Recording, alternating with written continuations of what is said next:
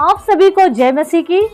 प्रियो, वचन में जाने से पहले कुछ बात को हम समझें। अगर आज बच्चे थोड़ी जवानी में कदम रखने लगे हैं, या कहा जाए कि 13 साल से लेके 19 साल तक के बच्चे जो टीनेज कहलाते हैं, इस एज में उन्हें सब कुछ अच्छा लगता है। उनको अच्छा और बुरा कुछ समझ में नहीं आता कि क्या सही है क्या गलत है।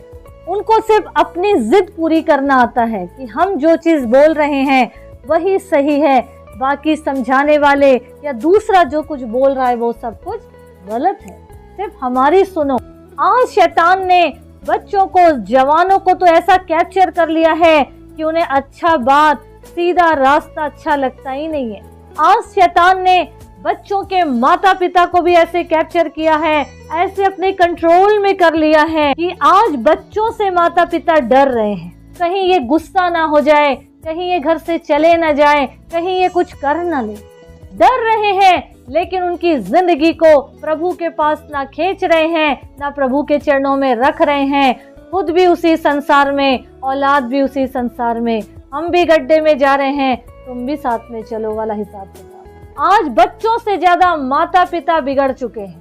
गलत रास्ते में लेके जाने का श्रेय आज 85% माता पिता को है। पर प्रियो, याद रखिए, अगर कोई बच्चे वाले हैं तो आज अगर लग रहा है कि हम इन्हें संभाल सकते हैं तो कंट्रोल करिए, प्रभु के चरणों में लेकर आइए। क्योंकि आज शैतान ने बच्चों के जीवन को इतना दुनिया में फंसा दिया है, या छोटे छोटे एज में लोगों को प्रेम हो रहा है, और ऐसा प्रेम हो रहा है कि वही सब कुछ है, बाकी हमारा जीवन कुछ नहीं है तुम्हारे बिना। ना माँ बाप, ना भाई बहन, ना रिश्ते नाते, ना फ्यूचर, कुछ नहीं। गॉड को तो पहले ही भूल चुके।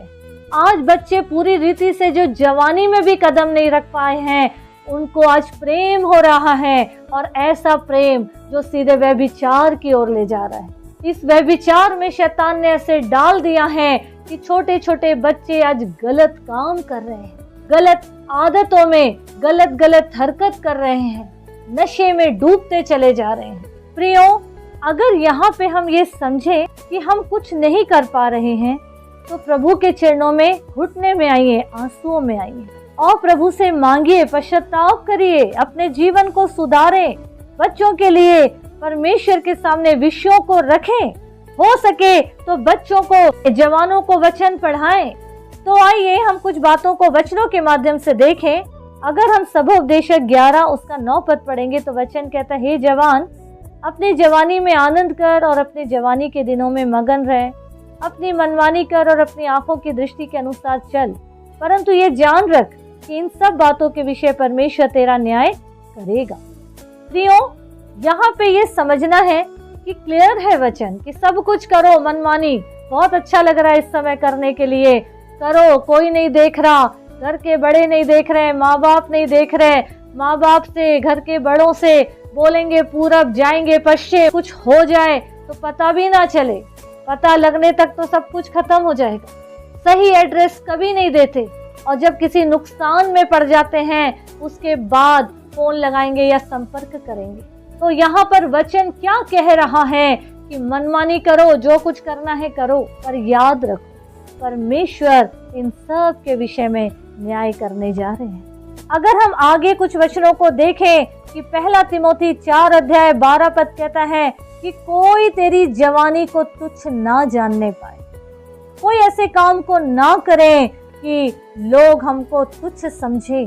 2 तिमोथी 2:22 कहता है कि जवानी की अभिलाषाओं से भाग। क्यों?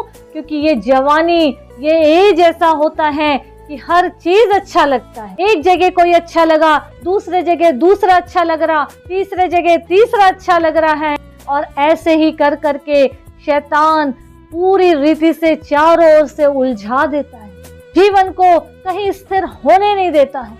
तो याद रखिए, प्रभु से अगर हम अलग हो गए तो हमारी जिंदगी पूरी रीति से बर्बाद हो जाएगी। आगे देखें, भजन संहिता 119 उसका 9 पद कहता है, जवान अपनी चाल को किस उपाय से शुद्ध रखे, तेरे वचन के अनुसार सावधान रहने से। तो वचन पढ़ें, वचन मार्गदर्शन करेगा। और अगर नहीं समझ में आ रहा है तो कुछ बातों को अपने जीवन में लागू करें। पहली बात, जवानों को चाहिए कि परमेश्वर का सम्मान करें, उसके वचनों का पालन करें, झूठ से बुराई से दूर रहें। कोई भी ऐसा माहौल होता है जहाँ पे गिर जाने का डर है तो वहाँ अपने धैर्य को, धीरज को बनाए रखें, धीरज को अपना काम करने दें।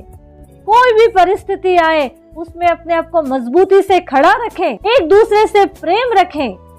कैसा प्रेम जो परमेश्वर ने हमसे किए हैं। जितना हो सके प्रेम को, भाईचारे को बांटे, एक दूसरे की मदद करें, परमेश्वर पर विश्वास रखें और उसकी इच्छा को पूरी करें।